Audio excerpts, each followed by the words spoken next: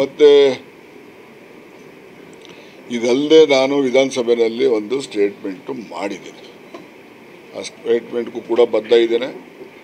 ಅದರಂತೆ ನಾನು ಏನೆಲ್ಲ ಕಾನೂನಿನ ಕ್ರಮಗಳನ್ನು ತೆಗೆದುಕೋಬೇಕಾಗಿದೆ ಅದನ್ನು ಕೂಡ ನಾನು ಗೃಹ ಮಂತ್ರಿಗಳನ್ನು ಭೇಟಿ ಮಾಡಿ ಅವ್ರಿಗೂ ಕೂಡ ಲಿಖಿತವಾದಂಥ ದೂರನ್ನು ಕೂಡ ಸಲ್ಲಿಸ್ತೇನೆ. ಇವತ್ತು ನಾಳೆ ಸ್ವಲ್ಪ ಇವೆಲ್ಲ ಬ್ಯುಸಿ ಇದ್ದೆ, ಅದಕ್ಕೋಸ್ಕರ ಆಗಿಲ್ಲ.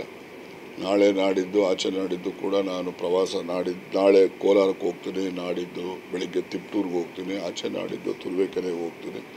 ತುರುವೇಕೆರೆಯಿಂದ 4 ಗಂಟೆಗೆ ನಾನು ಅರಸೀಕೆರೆ ತಾಲೂಕು ಕಣ್ಕಟ್ಟೆಗೆ ಹೋಗಬೇಕಾಗಿದೆ. ಇದು ಪ್ರೋಗ್ರಾಮ್ ಈಗಾಗಲೇ ಫಿಕ್ಸ್ ಮಾಡ್ಕೊಂಡಿದ್ದೀನಿ.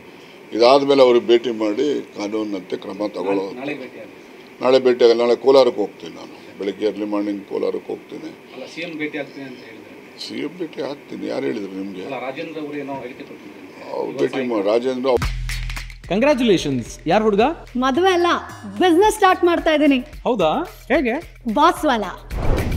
Boss Vala, B the boss.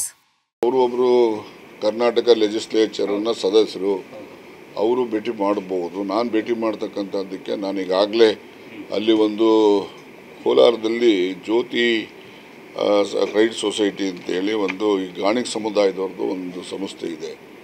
ಅದರದ್ದು ಒಂದು ಉದ್ಘಾಟನೆಗೆ ನಾನು ಹೋಗ್ತಾ ಇದ್ದೀನಿ. ಹಾಗಾಗಿ ನಾನು ನಾಳೆ ಕೋಲಾರ ಹೋದರೆ ಅಲ್ಲಿ ಆಫೀಸರ್ಸ್ ಮೀಟಿಂಗು ರಿವ್ಯೂ ಎಲ್ಲ ಇರ್ತದೆ, ಸಂಜೆ ಆಗ್ತದೆ.